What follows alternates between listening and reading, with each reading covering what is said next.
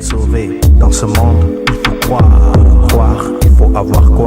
La foi. Pour être sauvé dans ce monde, il faut croire. Pour croire, il faut avoir quoi? La foi. Pour être sauvé dans ce monde, il faut croire. Pour croire, il faut avoir quoi? La foi. Pour être sauvé dans ce monde, il faut croire. Pour croire, il faut avoir quoi? Croire.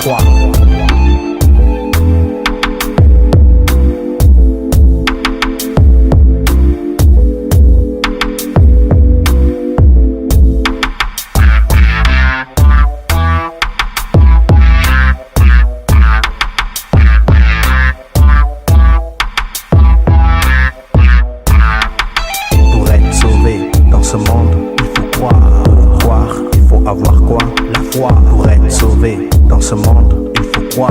Pour croire, il faut avoir quoi? La foi. Pour être sauvé dans ce monde, il faut croire. Pour croire, il faut avoir quoi?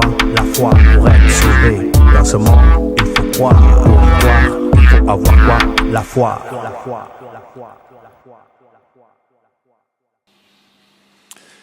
Alléluia. Salut frères et sœurs. Merci pour votre présence à la maison de Dieu. Nous avons la joie d'être là en la présence du Tout-Puissant. Nous avons passé des moments agréables dans la louange et dans l'adoration.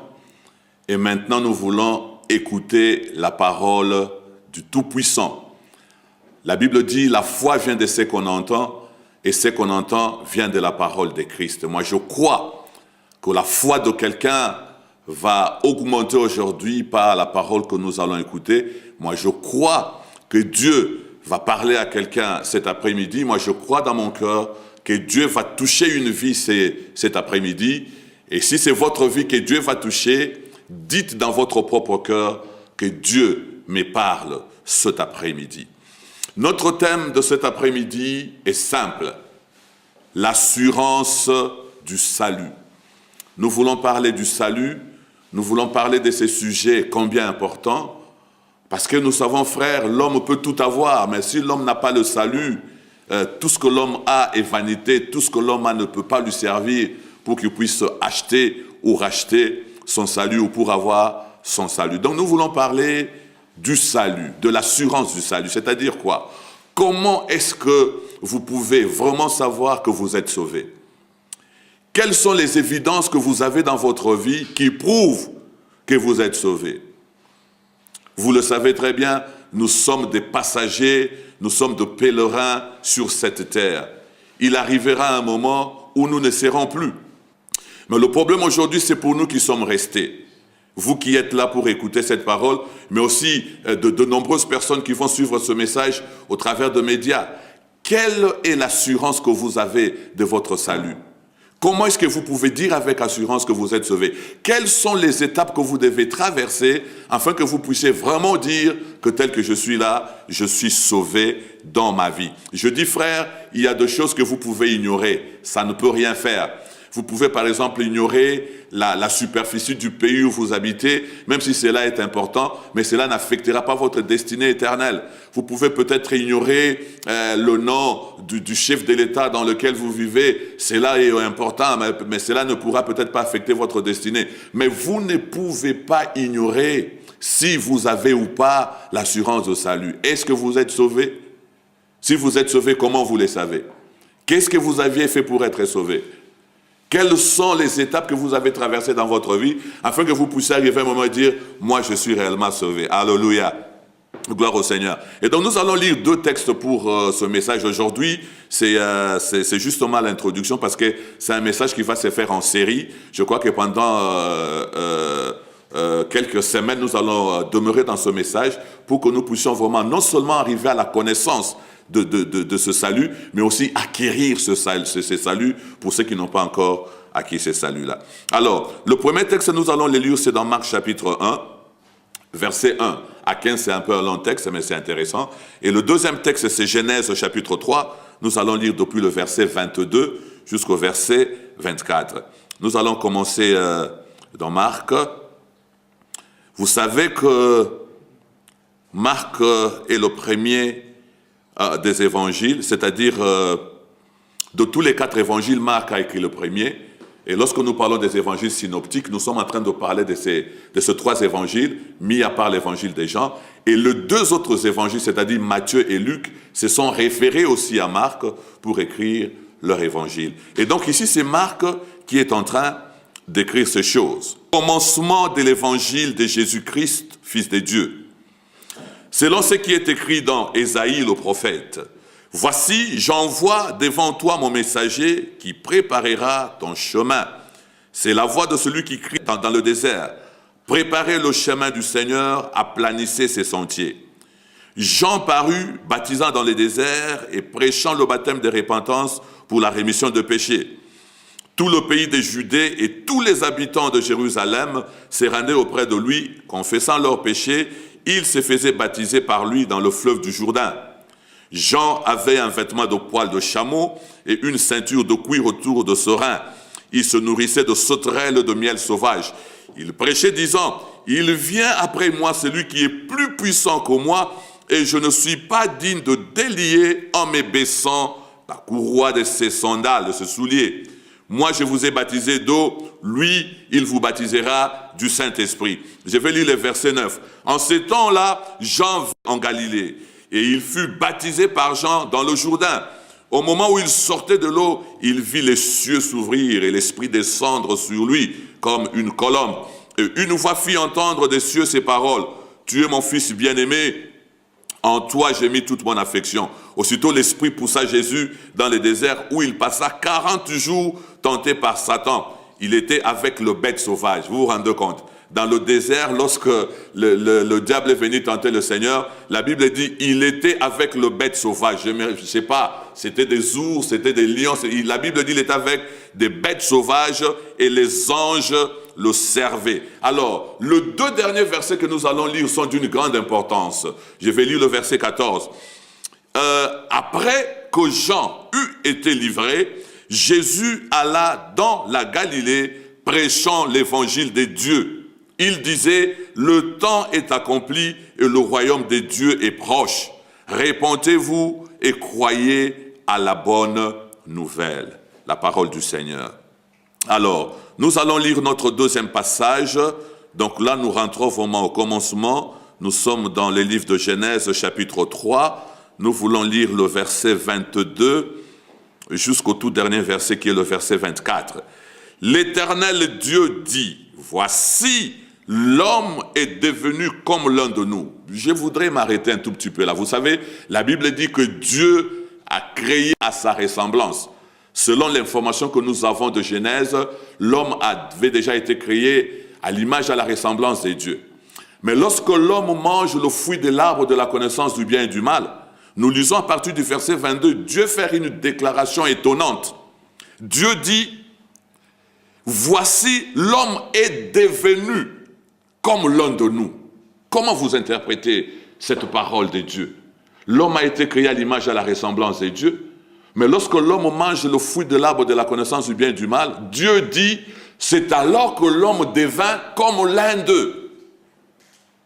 Bon, nous en parlerons un autre jour. Donc Dieu dit, voici l'homme est devenu comme l'un de nous pour la connaissance du bien et du mal. Empêchons-le maintenant d'avancer sa main, de prendre de l'arbre de vie, d'en manger et de vivre éternellement. Et l'Éternel Dieu le chassa du jardin d'Éden pour qu'il cultivât la terre d'où il avait été pris. C'est ainsi qu'il chassa Adam et il mit à l'orient du jardin d'Éden des chérubins qui agitent une épée flamboyante pour garder le chemin de l'arbre de vie.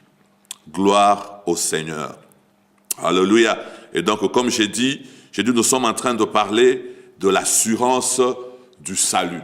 Je voudrais, au cours de ce message, défier tous les chrétiens qui sont ici. Je voudrais aussi défier tous ceux qui se disent chrétiens et qui vont nous suivre partout dans le monde au travers des médias, juste pour vous pousser à vous assurer que vous êtes réellement sauvés. Comme je l'ai dit dans l'introduction de mon message, vous pouvez ignorer beaucoup de choses, c'est vrai, cela peut avoir des influences, des impacts dans votre vie, mais il n'y aura pas un impact éternel par rapport au salut. C'est-à-dire quoi? Si vous vivez sur cette terre et que vous n'avez pas la certitude de votre salut, frère, vous êtes en danger. Vous êtes en très sérieux danger. Vous devez être absolument sûr que vous êtes sauvés. Pourquoi je dis ces choses? Pour deux raisons. Premièrement, lorsque le Seigneur Jésus reviendra sur cette terre bien-aimée, Jésus vient sans prévenir. Il dit il viendra comme un voleur, c'est-à-dire il va venir sans nous prévenir. Par conséquent, nous devons être prêts à tout moment. Lorsque la trompette sonne, lorsque le Seigneur se révèle, lorsque Dieu, Jésus revient, il faudra qu'il puisse nous trouver prêts. Nous trouver prêts comment? Lorsque nous avons l'assurance du salut. C'est-à-dire, lorsque vous allez vous coucher, vous savez avec assurance que vous avez le salut dans votre cœur. Lorsque vous allez au travail, vous savez que vous êtes déjà sauvés. Et lorsque le Seigneur viendra, cela ne vous surprendra pas. Nous avons suivi les informations il n'y a pas longtemps. Il y a des gens en Espagne qui quittaient une ville pour aller vers une autre ville. Ces gens ne s'attendaient pas à la mort. Et ça, c'est la deuxième raison.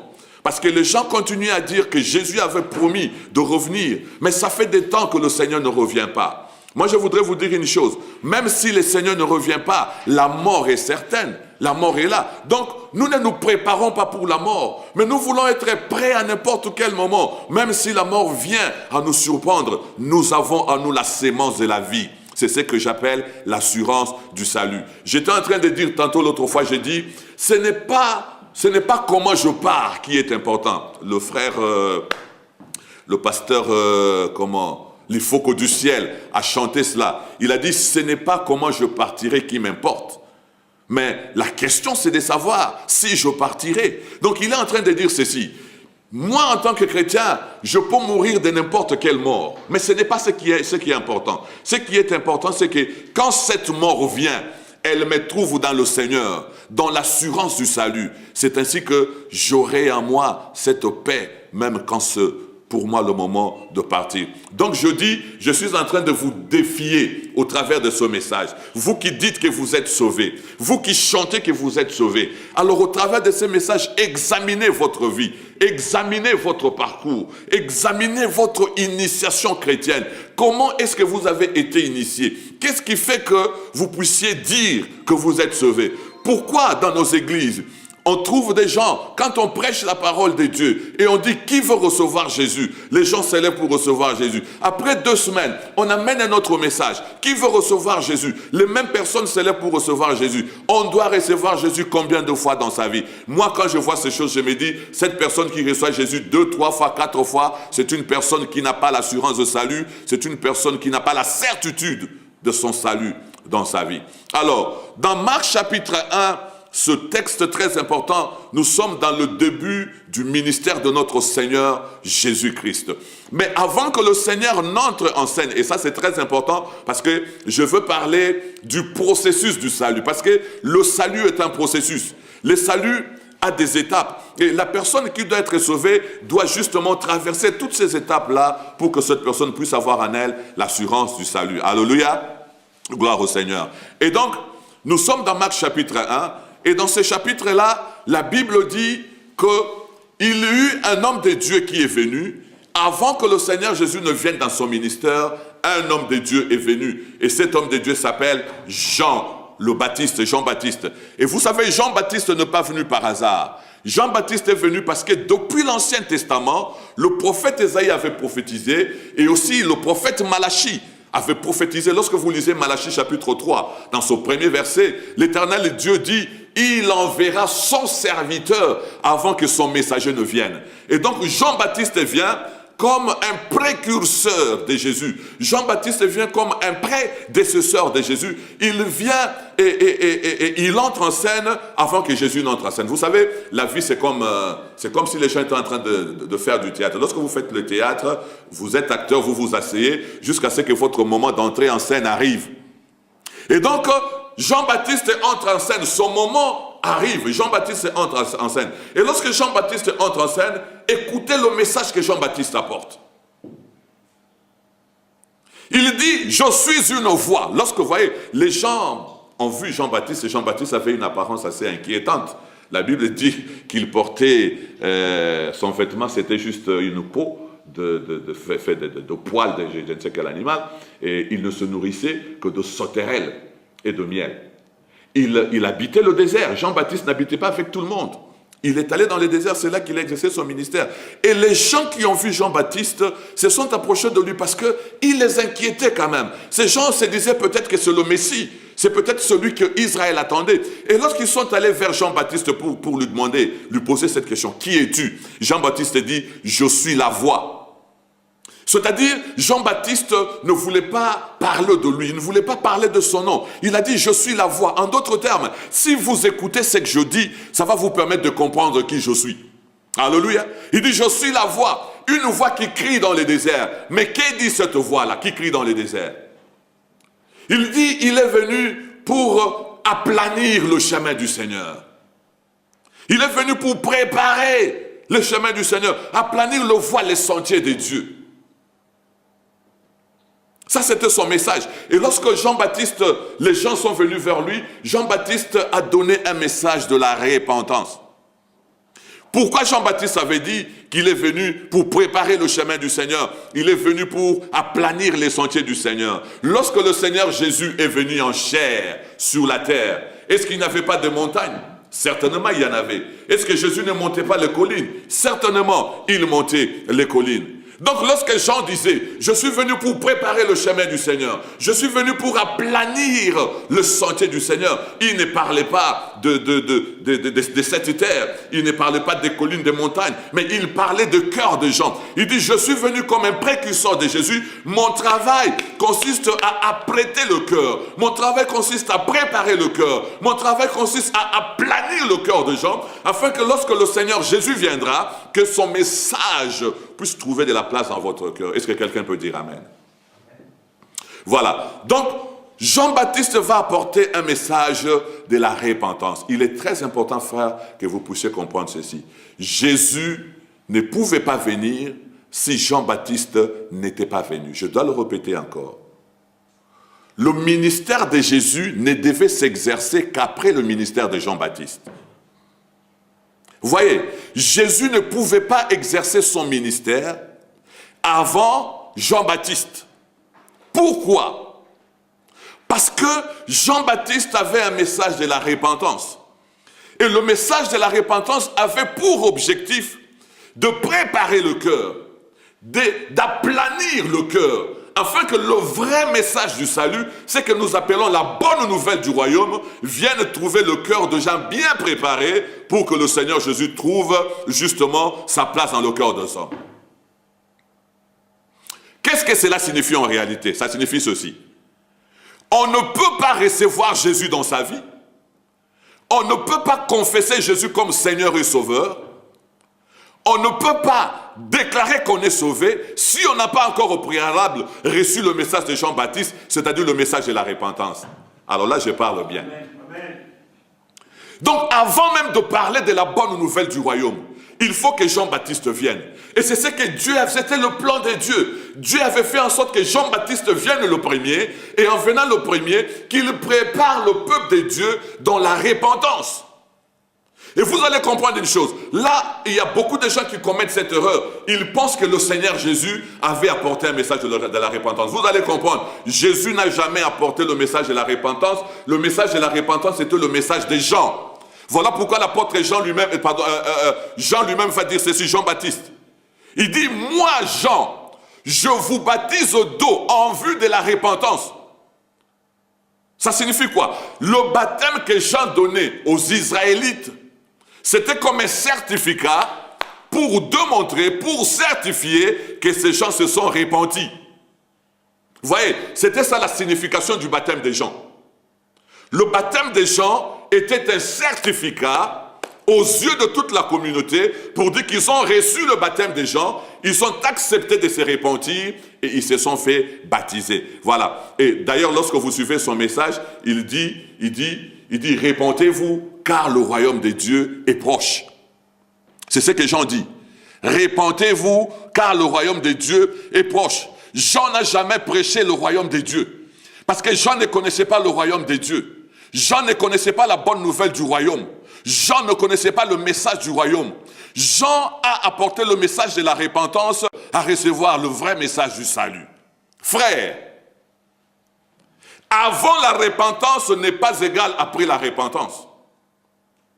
Lorsque vous recevez le message de la repentance, votre vie doit démontrer le fruit de la repentance. Je ne suis même pas encore en train de parler de recevoir Jésus. Jésus n'est pas encore venu. Je parle de celui qui est venu pour préparer le chemin de Jésus. Je parle de Jean-Baptiste, donc je parle du message de la repentance.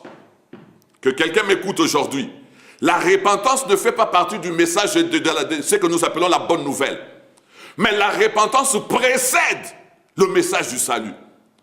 On ne peut pas parvenir au salut lorsqu'on ne passe pas par la repentance. Lorsque nous arrivons au verset 14 de Marc chapitre 1, something very interesting is happening there. Qu'est-ce qui se passe? Au verset 14, la Bible dit, Jean-Baptiste n'est plus. C'est-à-dire qu'on vient d'exécuter Jean-Baptiste. Jean-Baptiste est arrêté, Jean-Baptiste est emprisonné, et vous savez, plus tard, il va être décapité. Alors, il faudra maintenant que le Seigneur Jésus entre en scène. Voilà, je vous ai dit que la vie, c'est un peu comme un théâtre. D'abord, c'était Jean-Baptiste qui est entré en scène, il a joué son rôle, il est arrivé à la fin de son rôle. Maintenant, c'est le tour de Jésus d'entrer dans son rôle. Alors, au verset 14, Jean-Baptiste est arrêté de façon soudaine. C'est-à-dire, lorsque vous étudiez profondément les Écritures, vous voyez que Jean-Baptiste n'était pas arrivé de manière naturelle à la fin de son ministère. Alors, qu'est-ce qui va se passer? Au lieu que le Seigneur Jésus entre en scène avec son message du royaume, le message du salut, le message que nous appelons la bonne nouvelle, Jésus va revenir sur le message de Jean-Baptiste. C'est là que les gens commettent une erreur pour dire, écoutez, Jésus est venu avec un message de la repentance. Non. Le message de la repentance, c'était la mission de Jean-Baptiste. Pour quelle raison? Pour préparer le chemin du Seigneur. Pour préparer le chemin du Seigneur. Et lorsque le Seigneur arrive, le Seigneur va arriver avec un message tout à fait différent. Ce que nous appelons la bonne nouvelle du royaume. Et donc, au verset 15 de Marc chapitre 1, Jésus entre en scène et il dit, le temps est accompli. Voyez ça. Frère, quelquefois vous lisez la Bible, vous ignorez des termes très importants. Jésus entre en scène, il dit, le temps est accompli. War time, war time. He's talking about war time. Le temps est accompli. Et là, lorsqu'il termine de dire le temps est accompli, il revient maintenant sur le message de Jean-Baptiste. Il dit, répentez-vous. Le temps est accompli et le royaume de Dieu est proche. Répentez-vous. C'est alors qu'il va ajouter maintenant son message. Répentez-vous et croyez à la bonne nouvelle. Oh là là, si j'étais là, j'aurais dit amen, frère. Amen. Nous sommes en train de parler des choses du royaume. Nous sommes en train de parler des choses qui ne passeront jamais. Je ne parle pas de voitures, je ne parle pas de maisons, je ne parle pas de vêtements, parce que ces choses sont vanité et vanité. Nous les avons trouvées sur cette terre, nous les laisserons sur cette terre. Mais je parle de l'assurance du salut dans le cœur du chrétien. Je parle du sceau de l'esprit dans le cœur du chrétien. Je parle de la vie éternelle. Voyez, Jésus revient sur le message de Jean-Baptiste. Pourquoi? Parce que Jésus voudrait mettre l'accent sur le message de Jean-Baptiste pour démontrer qu'on ne peut pas entrer dans le message de Jésus si on n'a pas encore saisi le message de Jean. On ne peut pas parler du salut si on n'a pas encore parlé de la repentance. On ne peut pas parler de la bonne nouvelle du royaume si on n'a pas encore parlé du changement de cœur. Moi, ça m'étonne. Peut-être qu'il y a certains d'entre vous ou ceux qui vont me suivre dans les médias, qui un jour s'étaient rendus dans certaines réunions de prière ou qui ont suivi des messages à la télé. Lorsque vous me suivez à la télé, je prêche sur l'argent, je prêche sur la bénédiction. Et à la fin de mon message, j'ai dit, s'il y a quelqu'un qui n'a pas encore reçu Jésus dans sa vie, qu'il répète cette courte prière après moi. Après, vous répétez cette prière. Est-ce que c'est cette prière qui fait de vous un chrétien, frère? Posez-vous cette question. Quel est le message que vous avez entendu? Quel est le message qui a touché votre cœur? La Bible dit, Ephésiens chapitre 1, verset 13. Le jour où vous avez entendu la parole de la vérité, l'évangile de votre salut, ce jour-là, vous avez été scellés du Saint-Esprit. La Bible parle d'un jour. Et qu'est-ce qui s'est passé ce jour-là? Vous aviez entendu la parole de la vérité, l'évangile de votre salut. Vous n'avez rien entendu, frère. J'ai prêché sur l'argent, j'ai prêché sur les voitures, j'ai prêché sur les vêtements. Et à la fin de mon message, j'ai dit, répétez cette prière après moi. Vous répétez cette prière, vous vous considérez comme sauvé. Je vous défie cet après-midi. Je vous remets en cause et je vous dis, examinez les Écritures pour voir combien, comment, qu'est-ce qu'il faut faire pour réellement arriver au salut. Donc Jésus dit, répentez-vous, car le royaume de Dieu est proche. Ça, c'est le message des gens. Et après, il va mettre, and. Et il complète maintenant avec sa mission, avec son message.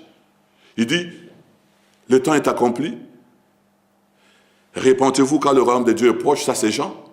Et croyez à la bonne nouvelle. Frère, qu'est-ce que je voudrais dire?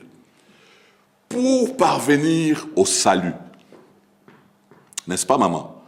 Pour recevoir le message du salut, pour recevoir la vie éternelle, pour recevoir ce que nous appelons la bonne nouvelle du royaume, vous devez passer par la repentance.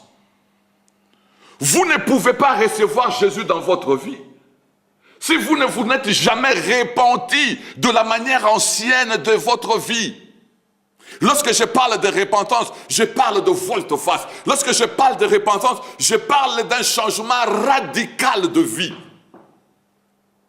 Changement de pensée, changement d'action, changement de parole, changement d'intention. Je parle d'un bouleversement total. Je parle de changement de direction. Les choses que vous aimiez avant, vous commencez à les détester. Les choses qui étaient très importantes pour vous, vous commencez à les dénigrer. C'est ça la réelle repentance. Frère, nous avons aujourd'hui à l'église les gens qui citent le nom de Jésus, mais qui demeurent dans le mal. Les gens qui servent le Seigneur, mais qui font le mal sans se repentir. Les gens qui citent le nom du Seigneur et qui agissent mal sans condamnation. C'est grave, frère.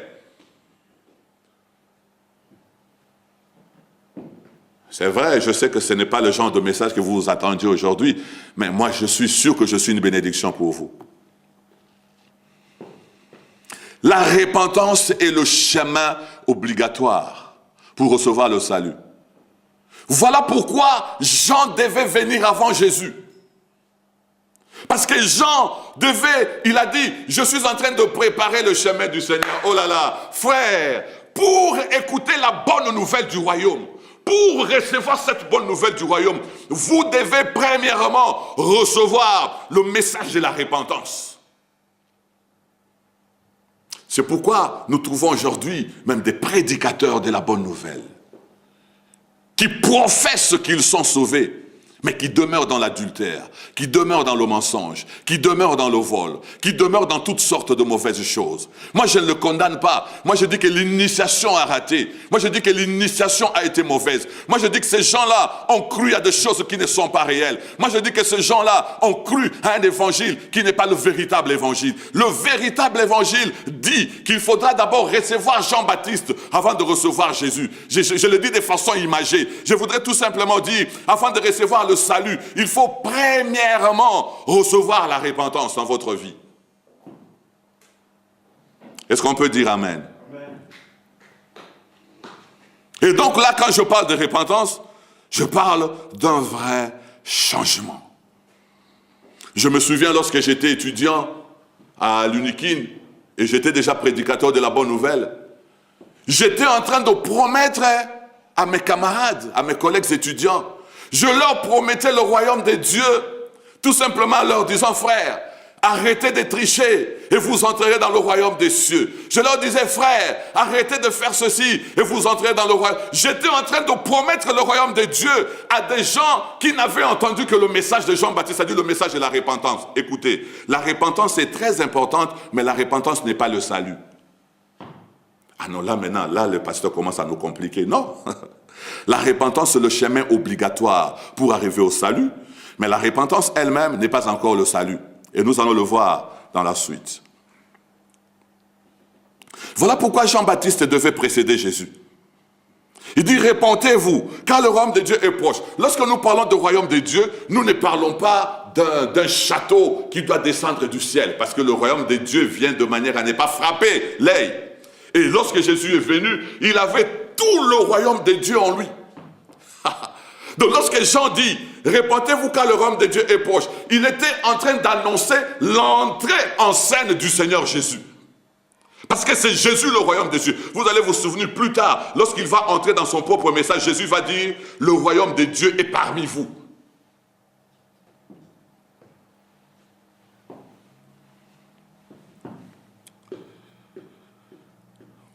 C'est pourquoi Jésus, au tout début de son ministère, a prêché sur la repentance.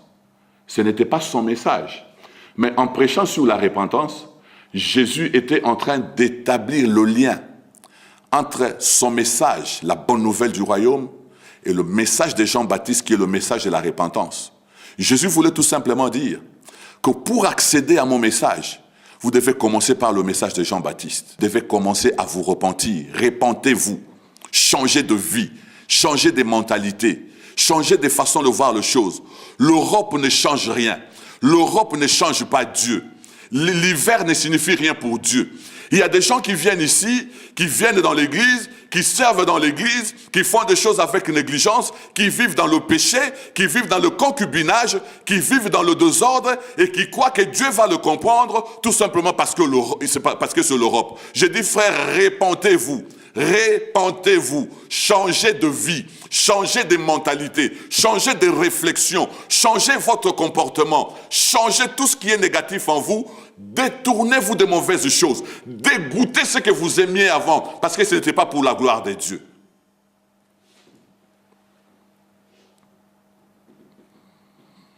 Alors, le deuxième texte que nous avons lu, c'est celui de Genèse. Genèse chapitre 3, nous lisons une histoire très intéressante. Je suis à l'introduction de mon message et je voudrais vraiment que les choses soient très bien établies aujourd'hui. Genèse chapitre 3, qu'est-ce que nous voyons? L'homme et la femme sont dans le jardin. Dieu parle à l'homme avant que la femme ne soit créée. Dieu place l'homme dans le jardin, n'est-ce pas? Et Dieu dit à l'homme, tu mangeras de fruits de tous les arbres du jardin. Mais au milieu du jardin, Dieu va placer 2 arbres. J'ai dit combien d'arbres? 2 arbres, n'est-ce pas? Dieu va placer 2 arbres, où ça? Au milieu du jardin. Pas au coin, pas à gauche, pas à droite. Au milieu du jardin, Dieu va placer 2 arbres. Le premier arbre s'appelle l'arbre de la connaissance du bien et du mal. Et le deuxième arbre, c'est l'arbre de vie. Amen. Alors, Dieu va dire à Adam, il dit, vous mangerez des fruits de tous les arbres du jardin. Écoutez frère, y compris le fruit de l'arbre de vie. Aïe, aïe, aïe, aïe, aïe, aïe, aïe. Vous mangerez des fruits de tous les arbres du jardin, y compris le fruit de l'arbre de vie. Vous avez le droit de manger ce fruit-là. Mais, quant au fruit de l'arbre de la connaissance du bien et du mal, vous n'en mangerez point. Pourquoi? Parce que le jour où vous en mangerez, vous mourrez, et vous mourrez certainement. En d'autres termes, c'était ou bien. C'est-à-dire quoi? Ou vous mangez le fruit de l'arbre de la connaissance du bien et du mal, ou vous mangez le fruit de l'arbre de vie. Lorsque vous mangez le fruit de l'arbre de vie, vous pouvez aussi manger le fruit de tous les autres fruits du jardin. Mais vous ne mangerez pas le fruit de l'arbre de la connaissance du bien et du mal. Vous savez mieux que moi ce qui s'est passé, n'est-ce pas? Vous savez comment est-ce que le diable s'est déguisé et comment est-ce qu'il s'est présenté devant Ève et puis devant Adam et comment est-ce qu'il les a convaincus à manger le fruit de l'arbre de la connaissance du bien et du mal. C'était quoi, pasteur? C'était une orange? C'était une pomme? Ça, c'est pas mon problème aujourd'hui en tout cas. Mais ce que moi je voudrais vous dire, c'est qu'ils ont désobéi à la voix de Dieu. Et vous savez ce qui s'est passé? C'est ce que nous avons lu à partir du verset 22 Genèse chapitre 3. Dès qu'ils ont mangé ce fruit, Dieu va intervenir et Dieu va dire ceci. Maintenant, l'homme est devenu comme l'un d'entre nous en ce qui concerne la connaissance du bien et du mal. Ça, c'est profond, très profond, frère. Vous avez déjà lu ces versets, vous les passez, vous le repassez, mais je vous prie de revenir sur ces versets. L'homme a été créé à l'image et à la ressemblance de Dieu, n'est-ce pas? Et nous savons que Dieu, en lui, la Bible dit, il n'y a ni changement ni ombre de variation. Il n'y a aucun mal en Dieu. Mais ici, dans le verset 22 de Genèse chapitre 3, Dieu dit, l'homme est devenu comme l'un d'entre nous en ce qui concerne la connaissance du bien et du mal. What does it mean? Qu'est-ce que Dieu veut dire? Alors écoutez ce qui va se passer. Dieu va dire ceci. Maintenant, c'est là où commence la bonne histoire. Maintenant, quand? Maintenant. Qu'est-ce que nous devons faire maintenant? Empêchons-le de toucher au fruit de l'arbre de vie. Why? Parce que l'homme ne peut pas toucher au fruit de l'arbre de vie lorsqu'il a déjà mangé le fruit de l'arbre de la connaissance du bien et du mal. Aïe, aïe, aïe, je parle bien, frère. Je parle bien.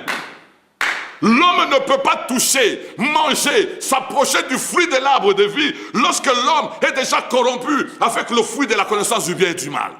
Voilà pourquoi Dieu va exiger qu'il y ait des anges, des chérubins pour garder, préserver, protéger l'arbre de vie afin que l'homme qui a déjà mangé le fruit de la connaissance du bien et du mal ne puisse pas s'approcher de l'arbre de vie. Alléluia. Écoutez frère, l'arbre de vie, c'est Jésus. Parce que celui qui est la vie et la résurrection, il va même déclarer, celui qui croit en moi vivra, même s'il meurt, il va vivre. Il dit, je suis la résurrection pour ceux qui sont morts et je suis la vie pour ceux qui vivent. Alléluia. Et la Bible, nous croyons que l'Esprit de Dieu avait ressuscité Jésus-Christ d'entre les morts. Nous devons aussi croire que le même Esprit ressuscitera notre corps mortel parce que nous croyons en Jésus. L'arbre de vie, c'était l'image de Jésus au milieu du jardin. Celui qui nous donne la capacité de l'éternité. Celui qui nous donne la vie sans fin. Celui qui nous donne la vie qui n'a pas de limite. Celui qui nous connecte avec le Père. Celui qui nous fait entrer dans notre destinée éternelle. Et l'homme dans le jardin avait le droit de manger ce fruit-là, aussi longtemps qu'il n'avait pas touché au fruit de l'arbre de la connaissance du bien et du mal. Voyez, frère. Maintenant, qu'est-ce qui se passe? Là se trouve quelque chose de profond. Je prie que le Saint-Esprit, qui est l'esprit de révélation, celui qui a le pouvoir de transformer les logos en rhéma, transforme cette parole en une nourriture spirituelle pour ta vie aujourd'hui. Pourquoi Jean-Baptiste devait venir? Jésus est l'arbre de vie. Mais l'arbre de vie est préservé, il est gardé, il est sécurisé, il est protégé par les chérubins pour que l'homme ne s'approche pas. Pourtant, nous avons besoin de cette vie éternelle.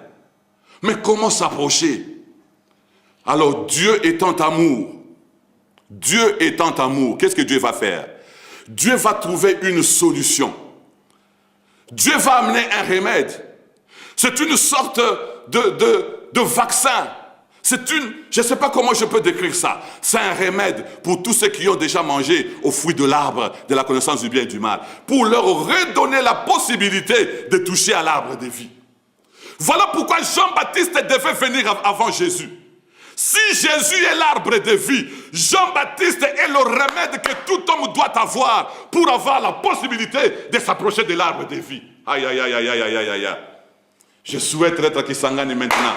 Prêcher ce message en Swahili. Oh là là, Jésus. Voilà pourquoi, bien-aimé, pour s'approcher de l'arbre de vie, il faut d'abord trouver le remède pour le fruit de la connaissance du bien et du mal que tu as fait manger. Pour les péchés avec lesquels tu étais né.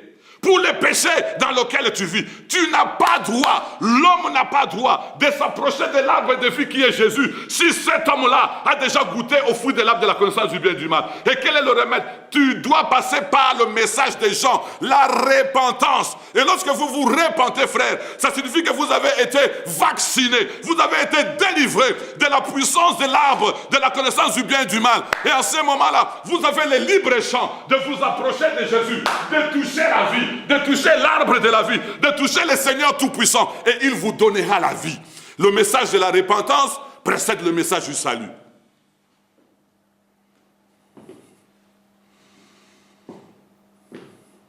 Amen, amen, amen. Écoutez, frère, un jour, la parole faite chair est en train de marcher sur cette terre des hommes. dans les rues de Galilée, dans les rues de Nazareth. Il est en train de marcher. Et il arrive quelque part, il trouve un frère, un monsieur, un jeune homme qui s'appelle Zachée. Nous connaissons toute cette histoire. Zachée était court. Zachée était court. Et donc il est monté sur un arbre et qu'à partir de cet arbre-là, qu'il puisse voir le Seigneur. Il va voir Jésus. Et Jésus aussi va voir Zachée. Et Jésus va se laisser inviter par Zachée dans sa maison. N'est-ce pas? Et donc Jésus va entrer dans la maison de Zachée. Après tout ce qui va se passer dans cette maison-là, Jésus va faire une déclaration terrible. Jésus dit aujourd'hui. Quand? Aujourd'hui. Pas demain, c'était pas avant hier. Jésus dit aujourd'hui. Qu'est-ce qui s'est passé aujourd'hui? Le salut est entré dans cette maison. Écoutez frère, lorsque la Bible dit le salut est entré dans cette maison, Jésus n'était pas en train de parler d'un vent, Jésus n'était pas en train de parler d'un phénomène, Jésus était en train de parler de lui, parce que le salut c'est Jésus lui-même. Lorsque Jésus dit le salut est entré dans cette maison, il est en train de dire la vie est entrée dans la maison des Zachée, la délivrance est entrée dans la maison des Zachée, la gloire de Dieu est entrée dans la maison des Zachée. Mais écoutez maintenant une chose, Zachée ayant reçu la révélation, Zachée sachant très bien qu'on ne peut pas recevoir, on ne peut pas recevoir le salut sans avoir au préalable reçu la repentance. On ne peut pas recevoir Jésus sans avoir au préalable reçu Jean-Baptiste. Zachée va faire une déclaration fracassante. Il dit, ce que j'avais pris des autres, l'argent que j'avais volé auprès des autres, oh là là, ce que j'avais escroqué les autres, il dit, je les rendrai x4. Voyez frère, qu'est-ce que Zachée est en train de dire? Je me suis repenti pour recevoir le salut. Frère, êtes-vous sauvé? Comment vous êtes sauvé? Vous avez reçu Jésus? Comment vous avez reçu Jésus?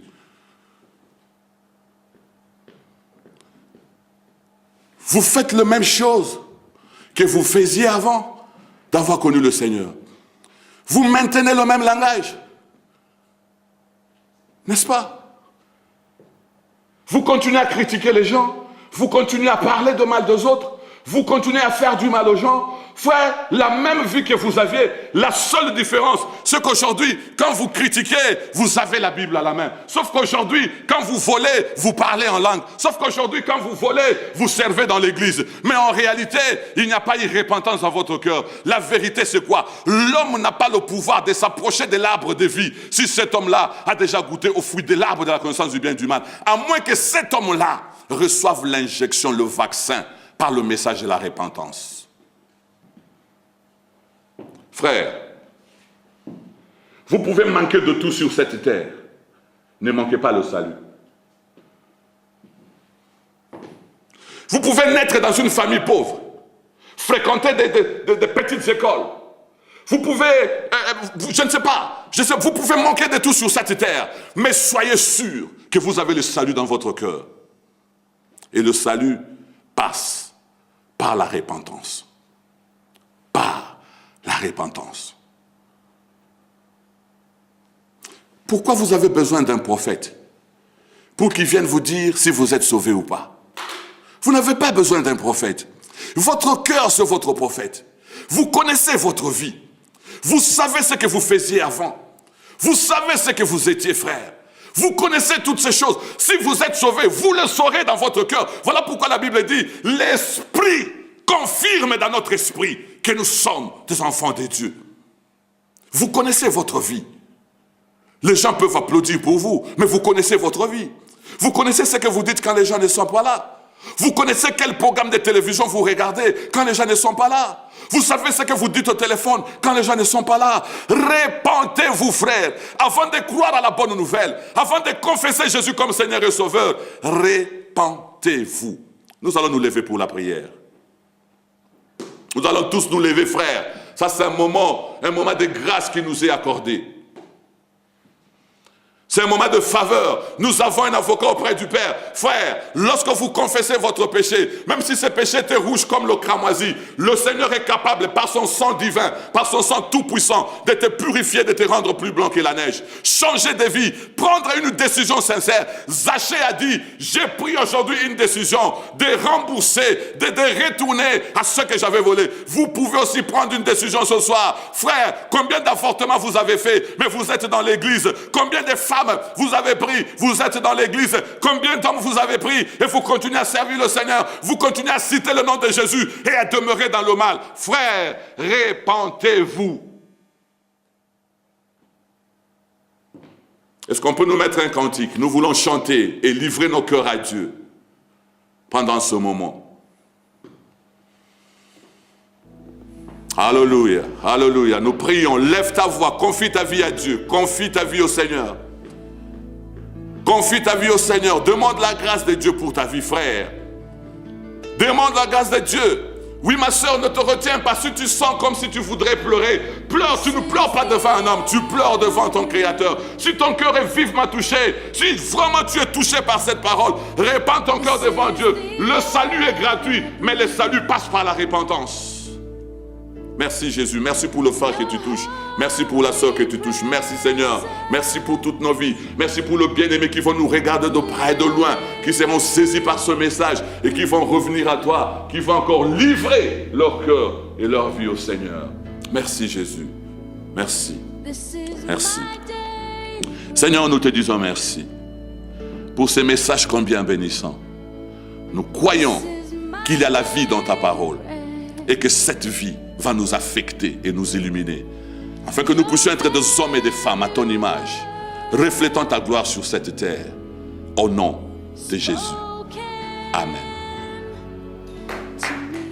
Pour être sauvé dans ce monde, il faut croire, il faut avoir quoi?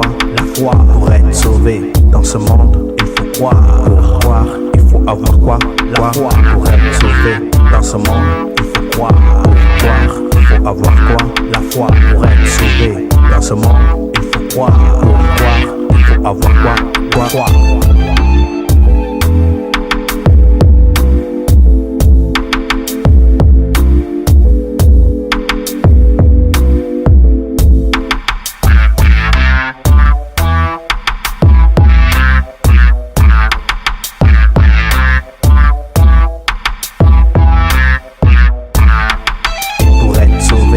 Ce monde, il faut croire, il faut avoir quoi? La foi. Pour être sauvé dans ce monde, il faut croire, il faut avoir quoi? La foi. Pour être sauvé dans ce monde, il faut croire, il faut avoir quoi? La foi. Pour être sauvé dans ce monde, il faut croire, il faut avoir quoi? La foi.